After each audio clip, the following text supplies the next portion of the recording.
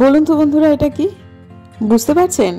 যদি না পেরে থাকেন তাহলে বলি, এটা হচ্ছে আমলকি। আমি বেশ অনেকখানা কিনে এনেছিলাম, তারপর সেটাকে মিক্সিতে ব্লেন্ড করে বরফ করে করে রেখে দিয়েছিলাম ফ্রিজে। ঈষদুষ্ণ গরম জলে 4টি কিউব ফেলে গুঁড়িয়ে নিচ্ছি। এরপর আর কি এটা খাবো। নমস্কার বন্ধুরা, এখন হরেকৃষ্ণ দাদা আমাকে সবজি জিজ্ঞেস করে গেল। ভদ্রলোক অনেক সকালবেলায় আসেন, তা আমাদের সকালবেলায় উঠে আজকে ঘর চাষা ঘর মোছা সব কিছু কমপ্লিট হয়ে গেছে। এখন বাজে 8:30। ইতিমধ্যে আমাদের অনেক কাজ আজকে হয়ে গেছে, কারণ মামুনি আজকে অনেক তাড়াতাড়ি এসেছে। এই যে পালোয়ান হয়ে ঘুরে বেড়াচ্ছে, ঠান্ডার মধ্যে অনেক কাজ করলো। ওর আজকে নন্দাইয়ের কাজ, সে তো ওর টাইমে আসতে পারবে না, যেন অনেক সকালবেলায় এসেছে। তা এসে মোটামুটি ওর কাজ হয়েও তো গেল নাকি রে? আচ্ছা, শুধু কাপড়টা কাচেনি, ওটা আমি মেশিনে কেচে দিয়েছি, আর বাকি সব কাজ করলো এতক্ষণ পর্যন্ত, সমস্ত করেছে। এই যে মিনামাসিকে কালকে ছুটি দিলাম, আলপনাদিকে তো ছুটি দিয়েইছি। এমনটাকেই একটা দিনের জন্য, একটা বেলার জন্য ছুটি দিতে পারলাম না, খারাপই লাগছে। তবে ঠিক আছে, অন্য কোনো একটা সময় ঠিক ওকে অ্যাডজাস্ট আমি করে দেবো। তো এই জায়গাটাতে, এই সময়টাতে খুব সুন্দর রোদ্দুর আসে। সকালবেলা উঠে যখন কাপড় মেলছিলাম তখন এত ভালো রোদ্দুর আসছিল, তো কি বলবো। আর ওই জায়গাটা খালি আছে, তো ওই যে কালকে ওটা নামিয়ে দিয়েছি, ওটাতে কি গাছ রাখবো সেটাই এখনও চিন্তা করছি। তো যাই হোক, আপাতত পিটুনিয়া আর একটা মুখ বাড়িয়েছে। কিছুদিন পর এই একটা দুটো আর দেখাতে হবে না, পুরো সবটুকুই একদম ঝেঁপে ফুল আসবে। এটা প্রায় শেষের পথে। ঠিক আছে, এটা যদি প্রথমে একটু চিমটি কেটে তুলে দেওয়া যেত না, তাহলে এই গাছটা খুব ভালো হতো, কিন্তু ইচ্ছা করলো না, থাক বারান্দা বাগানের প্রথম শীতের ফুল বলে। আমি খেয়াল করেছি, বেশ কয়েকদিন থেকে খেয়াল করেছি, আজকে সেটাকে আরও একবার যেহেতু উপলব্ধি হলো এবং কথাটা যখন মনে আছে তখন বলছি যে খেয়াল করেছি, কালকে যেমন আমি 10টার সময় শুয়েছি, আজকে কিন্তু ঠিক আমার ঘুমটা ভেঙে গেছে মোটামুটি। তখন মামুনি আজকে বলে দিয়েছিলাম 7টার সময়, 7টারও আগে আসবে, কিন্তু আমার অ্যালার্ম দিতে হয়নি, আমার তার আগেই দিব্য ঘুমটা ভেঙে গেল। চোখ খুলেছে তখন বাজে হচ্ছে, আমি যখন ঘড়ি দেখলাম তখন বাজে 6টার একটু বেশি। তারপর আর ভাল লাগছে না শুয়ে থাকতে। কিন্তু এর আগে আমি খেয়াল করেছি যে ঘুমোলাম 2টোয়, এবং আমি যদি আমার 8 ঘন্টা ঘুম তারপর কমপ্লিট করি, বেলায় ওঠা হবে। তারপরেও না, সেই 8 ঘন্টা ঘুমের পরও খুব লেথার্জিক লাগে। সময় শুলে বডি আপনাকে ঠিক টাইমে উঠিয়ে দেবে। শরীরের যে একটা ঘড়ি, সেইটাকে কোনোভাবে যদি একটু এলোমেলো করে দেওয়া যায়, তাহলে না 8 ঘন্টা ঘুমের পরেও কিন্তু শরীর ভীষণ লেথার্জিক লাগে। যেটা বলি মাঝে মাঝে, যে লাইফস্টাইল মডিফিকেশন মানে সূর্যের সাথে তথা নিজের প্রকৃতির সাথে কোনোরকমভাবে, যেটা হিন্দিতে বলে না ছেড়খানি করা, সেটা করা নয়। ওটাকে নিয়েই চলা, ওটার সাথে সাথেই চলা, তাহলে আমরা অনেক ভালো থাকবো। কিন্তু ওই আর কি, রাত জাগা হয়ে যায় মাঝে মাঝে, সবসময় তো আমার পক্ষে সম্ভব হয় না। তো যাই হোক, আপাতত চলুন। মোটামুটি সকালে চা খাওয়া হয়ে গেছে, আমার গুলঞ্চের রস খাওয়া হয়ে গেছে, ওই আমলকির জুস খাওয়া হয়ে গেছে। আমলকির আজকে শেষ হয়ে গেল সম্পূর্ণ। মাঝে মাঝে তো সব কিছুতেই একদিন দুদিনের বিরতি লাগে। তো আমি ভাবছি ঠিক আছে, এই যে এটা আজকে হয়ে গেছে, খালি হয়ে গেল পুরোপুরি। তো এরপরেতে আমি জলখাবারের দিকে আসবো। মোটামুটি 9:30টার মধ্যে জলখাবারটা সেরে নিলে খুব সুবিধা হয়। ওদিকে খেতে খাওয়ার সময়টায় খিদে পায়, সব ঠিকঠাকভাবে চলে। মেয়েটা চলে গেল, এখন বাজে 9:15। সমস্ত কাজকর্ম করে দিয়ে গেছে, সবটুকু। আমার একটা কাজ হচ্ছে ছাদে গিয়ে জামা কাপড়টা শুধু কাছে নেই, তো সেটাকে আমি মেশিনে যেহেতু কেচেছি, সেটা ছাদেগুলো মেলে দেবো। এমনিতে স্ট্যান্ডে মেলাই রয়েছে, কিন্তু ভালো শুকোয় না, এত সুন্দর রোদ না। তারপরে আবার ওকে বলেছিলাম দাদুর বিছানাটা একটু পরিষ্কার করে দিস, ও আবার আজকে বিছানার চাদরটাও তুলে দিয়েছে। বিছানা করে দিতে বলেছি, মশারি পর্যন্ত টাঙিয়ে দিয়েছে। কি লক্ষ্মী মেয়েটা। আসল কথাটা হচ্ছে, এই সময়টা বাচ্চাটা ঘুমোয়, যার ফলে তাড়াহুড়ো করেনি। ওই মেয়েটা ছোটো জন্যই বড্ড তাড়াহুড়ো করে, কিন্তু এমনিতে মেয়েটা খুবই লক্ষ্মী, আমাদের মামনি কাজের ব্যাপারে। তো যাই হোক, লাইটটা বন্ধ করে দিই, এবারে যাই। ওপরে আমার মেয়ে খাবে হাফ বয়েল ডিম আর বোনভিটা। ঠাকুরঘর ক্লিন করেছে, ফুল টুল তুলেছে, সব করেছে, সব হয়ে গেছে একদম। মাঝখানে বেশ কয়েকদিন হচ্ছিল নিজে বাদামটাকে ছাড়িয়ে ছাড়িয়ে দিব্য খাচ্ছিল আমার মেয়ে। আবার এই যে পরীক্ষা শুরু হয়েছে না, ওরে বাবারে একেবারে লাট মেম হয়ে গেছেন তিনি, আর তিনি ছাড়াবেন না। ভাবখানা এরকম যে আমাকে যদি কেউ ছাড়িয়ে দেয়, মুখের মধ্যে যদি ঢুকিয়ে দেয়, তাহলে আমি খাবো, পারলে চিবিয়েও দিতে হবে, গিলিয়েও দিতে হবে, এরকম একটা ব্যাপার আর কি। নইলে আমি খাবো না, আমি খাবো না। আর ওর বাবার না অতিরিক্ত আহ্লাদে, জানেন তো, এই জিনিসগুলো মাঝে মাঝে এত রাগ ধরে আমার। তো এই যে এখন দিচ্ছি সামান্য একটু কাজ, বড় জোর 2 মিনিট, তাও সে করবে না, না। এখন তার পরীক্ষা চলছে, আবারও বলছি সে এখন লাট মেম। তো যা হোক, এই যে তাকে একটু দিয়ে দিলাম জলখাবারটা করে।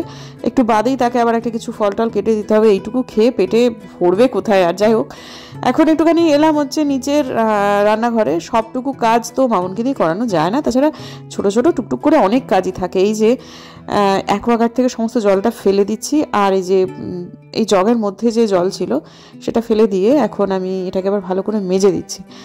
তো বয়স হয়ে গেছে একটা মানুষের, 3 দিনের বাসি জল তিনি খাবেন কেন, প্রায় 4 দিনের। কিন্তু যে জলটা ফেলে দেওয়ার পর মনে হলো গাছে জল দিতে হবে। বাইরে গাছে যদি এটা যেমন এখানে ঢেলে দিলাম, নর্দমা দিয়ে বয়ে চলে গেল, কিন্তু আমি যদি এটা অন্তত বাগানেও ছুঁড়ে ফেলে দিতাম তাহলে গাছগুলোতে জল পেত। মানে তখন না কিছু মাথায় কাজ করছিল না, সত্যি কথা। এত তাড়াহুড়ো করছিলাম, একটার পর একটা এত কাজ আজকে, যে যার ফলেতে আর ওরা না চলে আসবে হচ্ছে আমি যতদূর জানি 1:30টার মধ্যে। সুতরাং আমাকে যাই হোক না কেন আমার সমস্ত কাজ আমাকে গুটিয়ে ফেলতে হবে। শুধু গুটিয়ে ফেলা নয়, আমাকে পুজোটাও করে নিতে হবে। তো যার ফলে এখন মিনামাসি কখন আসে সেই অপেক্ষায় করছি। এই যে এখন সমস্ত ওই যে গ্লাসের জলগুলোও ফেলে দিয়েছি। মানে যখন এই ভয়েস দিচ্ছেন আমার এত রাগ হচ্ছে নিজের ওপর, কারণ একটু বাদেই আমার এই উপলব্ধিটা হবে যে আমি জলগুলোকে, ভালো ভালো জলগুলোকে শুধু বাসির জন্য ফেলে না দিয়ে যদি গাছে দিয়ে দিতাম তাহলে কত ভালো হতো। কারণ গাছে আজকে আমাকে জল দিতে হবে। ওই যে আমাদের ইনডোর প্ল্যান্টগুলোতে যখন জল দিতে গেলাম তখনই মনে পড়লো যে বাবা, তাহলে এতটা জল আমার নষ্ট হলো আজকে। দূর বাবা, কী যে মাঝে মাঝে হয় না। তো যাই হোক, এখন মোটামুটি সব হয়ে গেছে। এই গরম জলও করে রেখেছি ফ্লাস্ক ভরে। আমার শ্বশুরমশাই গরম জলই খান, এক ফোঁটা মানে এক চুল ঠান্ডা জল খেতে পারেন না দাঁতের জন্য।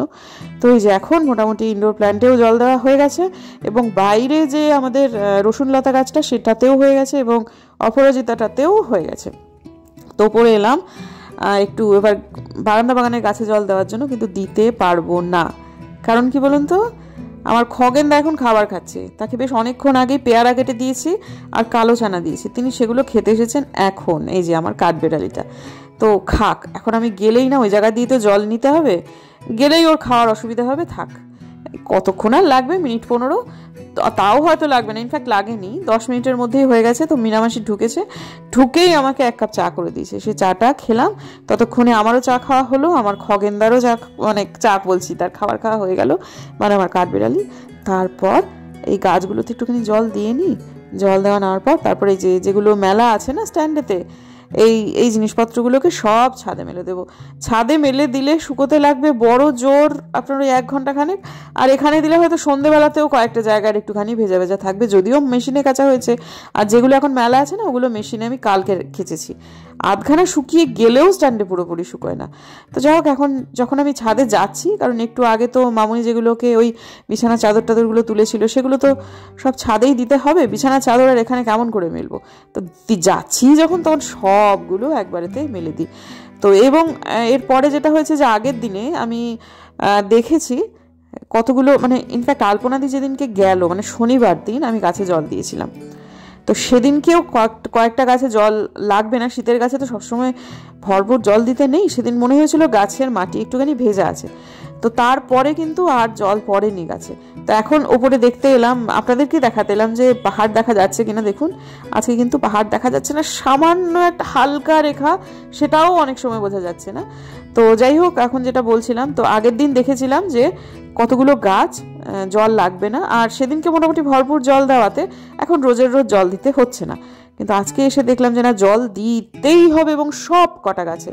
আর আগের দিন আমি বলেছিলাম ভুল ভাল জায়গায় রাখা হয়েছে আমার বারান্দা বাগানের জবা গাছগুলোকে এনে, রোদ পড়ছে না ওই জায়গায়, আর জবা গাছে এখনও পরিমাণে যথেষ্ট কুড়ি আছে, সুতরাং ইয়ে তো দিতেই হয় রোদ, তো তাই এই জায়গাটাতে আমি সরিয়ে দিলাম।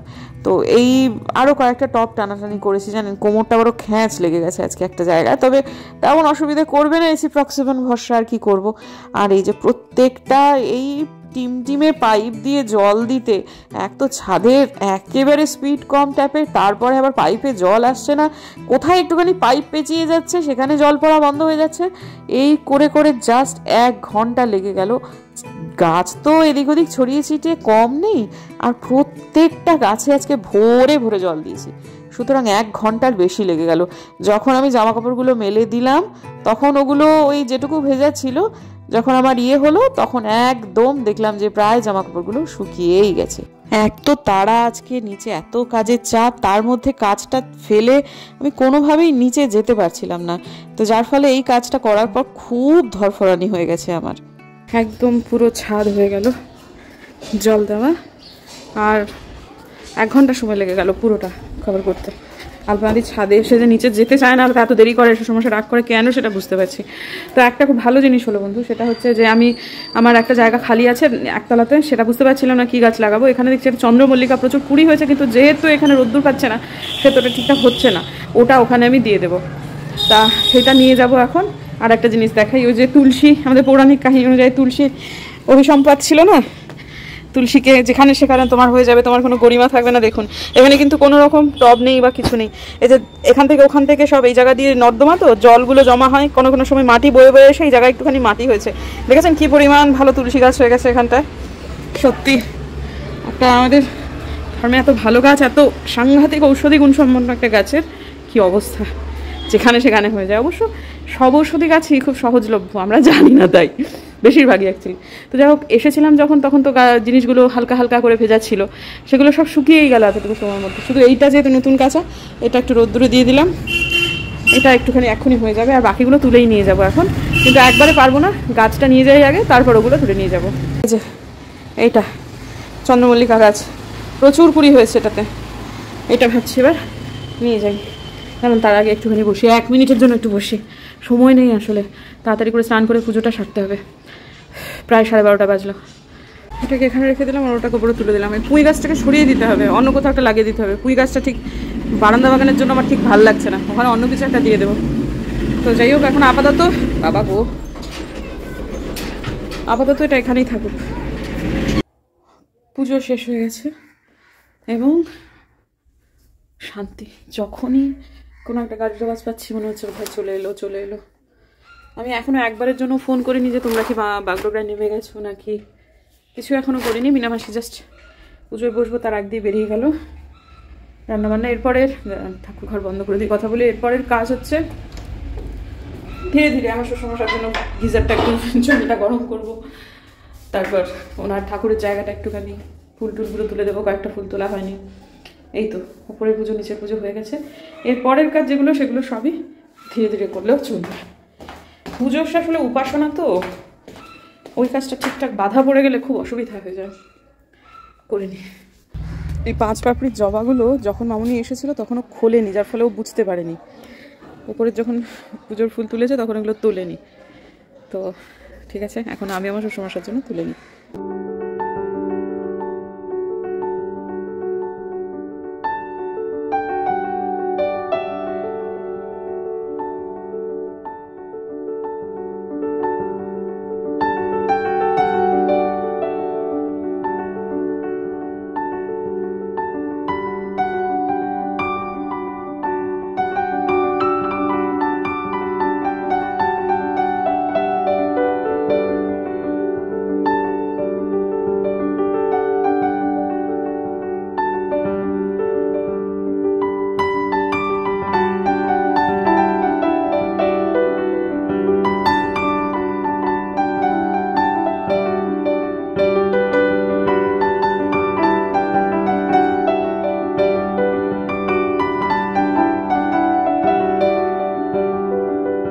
ফ্লাইট ডিলে, এদিকে সমস্ত করে ফেলেছি, এমনকি গিজার টিজার চালিয়ে আমি তো ভাবছিলাম এক্ষুনি চলে আসবে, এই যে সমস্ত স্নানের জিনিসপত্রও দিয়ে দিয়েছে, ভেবেছিলাম এই মাত্র চলে আসবে, কিন্তু না, ফোনটা সুইচড অফ। আর আমার হাজব্যান্ডের যা ধরন, তাতে করে ও ফোন মানে ল্যান্ড করে গেলে সুইচড অফ রাখবে, এরকম হতেই পারে না। লাইট এখনো আকাশে।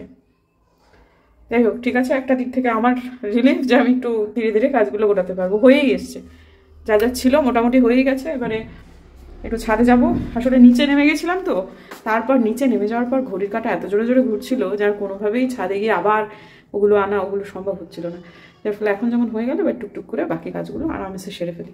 দেখুন, ফ্লাইট আসার কথা 1টায়, ওরা 1:30 থেকে 1:45-র মধ্যে ঢুকে যাবে, আর এখন বাজে 3:45, এখনও এরা ঢুকলো না।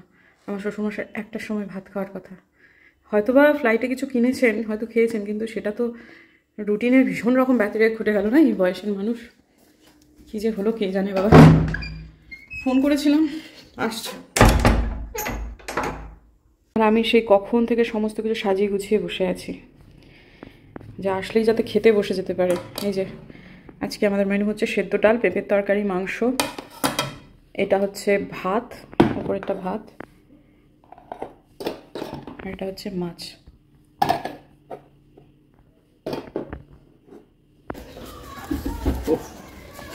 কল্পনা নেই তো না কে করবে আমার কাজগুলো, আমার যা প্রয়োজন হবে। হ্যাঁ আমি জানি তো।